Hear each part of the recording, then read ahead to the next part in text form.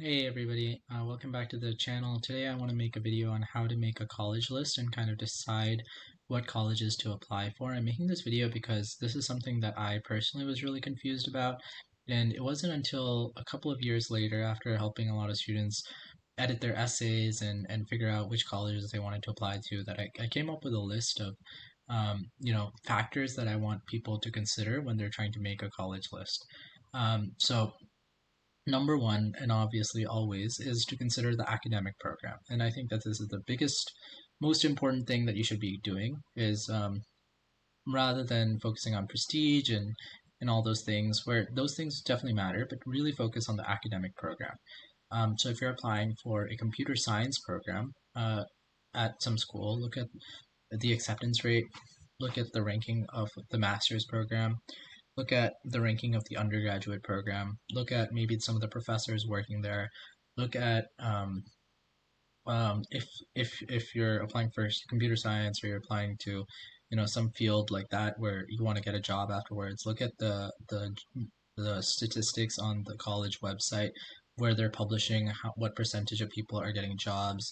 If you want to do pre-med, then look at um, what percentage of people are applying to medical school after 1 year, after 2 years, after 3 years of taking gap years, and look at kind of the statistics of where they're going and what's nearby. If you're pre-med again, you can also look at if there's a hospital nearby for you to do volunteering or shadowing, if there's clinical volunteer opportunities.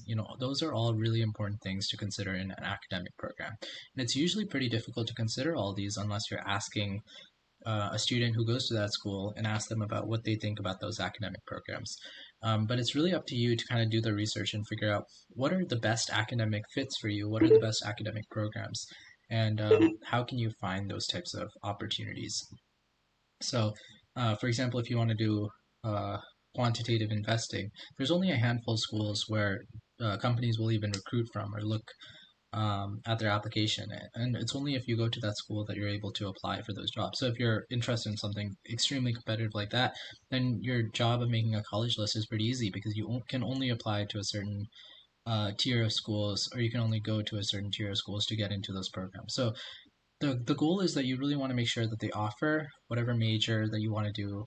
They offer like areas of study that align with your interests and goals, that you'd be really happy going there and that you'd have a pretty successful career if you do what you're interested in doing. And it's totally okay if you're not really interested in, if you don't know what you're interested in doing, but just consider the academic program. Consider maybe what department at the school you'd be going to. Consider where students are going after they're graduating from that college.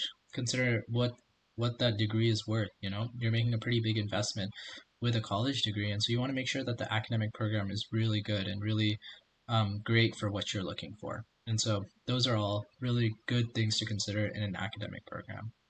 Again, it's kind of up to you. You have to ask people. You have to kind of be pretty adept with looking at the website and finding these statistics, going on Reddit, finding people who will comment and explain what their student experience was like.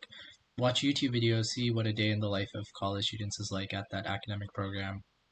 See what the rigor is like, see if you want to keep up with that rigor, things like that. Check if they have an alumni list, and if they do have an alumni list, see where those people end up after going to this college, things like that. Okay, the second thing is location. Sometimes students will only apply to in-state schools, which kind of makes this process easy. There's only a handful of schools that'll be in-state. Sometimes family will say that you have to stay on the East Coast or you have to stay on the West Coast or you can't go X amount of hours away. And so that's something you should consider. Things like climate, culture, I don't really think matters as much. Most people say like, I want to go to LA, or I want to go to San Diego, or I want to go to Miami or something, or like they make location too big of a factor, or whether they want to go to a rural place or an urban place, or they want to go to New York City. And the truth is, I mean, that's really cool. But in my opinion, a lot of college is staying at the dorm and kind of hanging out with your friend group at the dorm, and every so often going out and exploring the broader city. But you'll have the opportunity to travel as much as you want in college. So make location kind of less of an important choice than a lot of people make it out to seem. That's my thought. Campus size and environment. So if you're not really interested in a school that's like 10,000 people or 20,000 people, that's something that you might consider.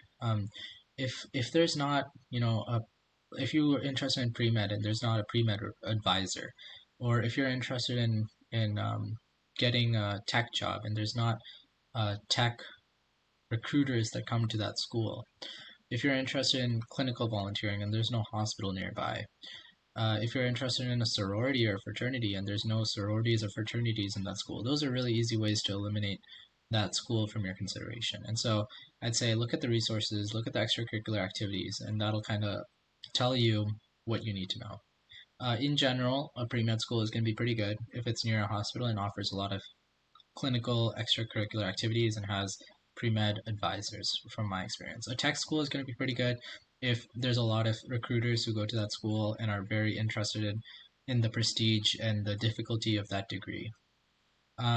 A school is pretty good, going to be pretty good for you if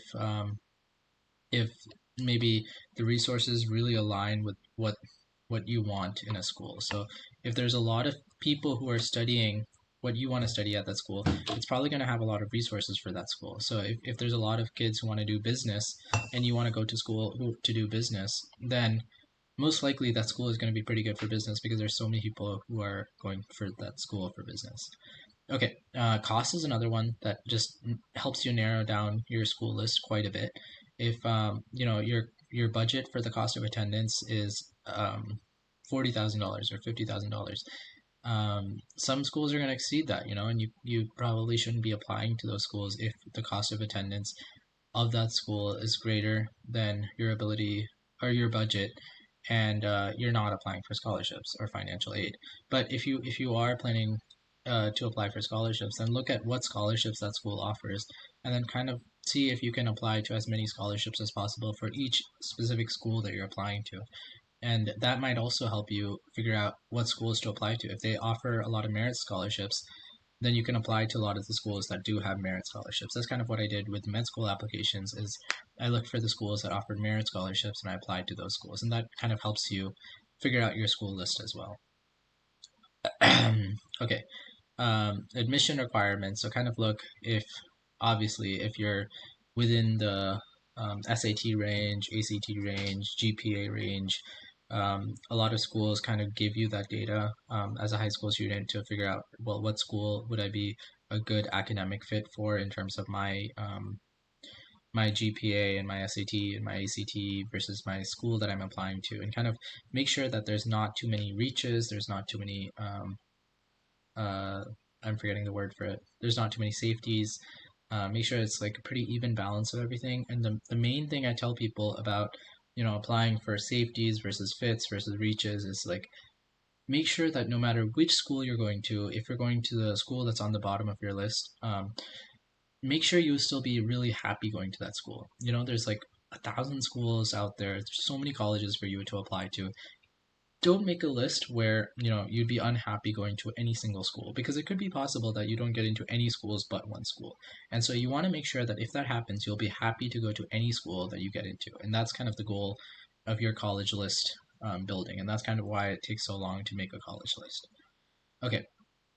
Reputation and rankings. People say this is not important. Obviously, it's important if you're kind of hoping to go to a great school. The ranking really helps you figure out there's only so much you can do research on. And so if you look at US News or, look at the reputation, reputation does attract a lot of people. And so if you want to be going to a school with a really high reputation, that's totally fine for you to do. Kind of see if that's really important for you, and then apply to schools accordingly. Personal connections. So if you really care about going to a school where your friends are, or where maybe a lot of school students from your high school will be going, that's kind of something you might be considering. And finally, if you want to visit the campus, that kind of helps also to figure out a school list. I generally think this is a little bit overrated, because I think that it's more valuable to visit campuses after you get into those colleges, and then you can kind of figure out if you want to go to that school, because it gives you a better sense. A lot of times when I see people visiting all the Ivy Leagues and things like that, and it's just a little heartbreaking sometimes when you're visiting a school and you know that the acceptance rate is like 2 or 3%, and it's always just a crapshoot to get into those schools. So that's why sometimes I recommend people to visit campuses after they get in. And it's a really fun time because then you know that you have the options and you can kind of choose which school you want to get in or you want to go to. And it's not you competing over the school, it's now them competing for you. And yeah, I think that's a great idea. Finally, I think you can seek advice from your school counselor or mentors. There's a lot of school counselors who will tell you kind of what schools people have applied to previously and where you can apply to based on your stats and what are good schools based on kind of like the things that you're interested in and the ambitions you have in life. But overall, I kind of want to impart you with the sense of excitement. This process of making a college list is probably one of the bigger steps you're making in your career so far. As like a 17 or 18-year old, it's pretty exciting to be able to make this college list and figure out what are the potential places I want to go. What are the potential academic programs that would suit my ambitions? It's kind of the first time that you're really, really figuring out what do I want to do with my life, and it's kind of an exciting process if you don't take too much stress about it. That's all I have for you today. I hope this was helpful, and I'll see you in the next video. Bye, everybody.